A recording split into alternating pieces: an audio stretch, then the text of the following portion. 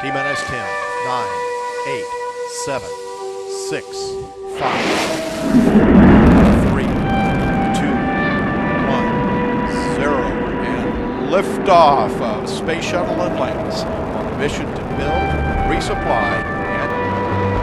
Houston now controlling. Atlantis begins its penultimate journey to shore up the International Space Station.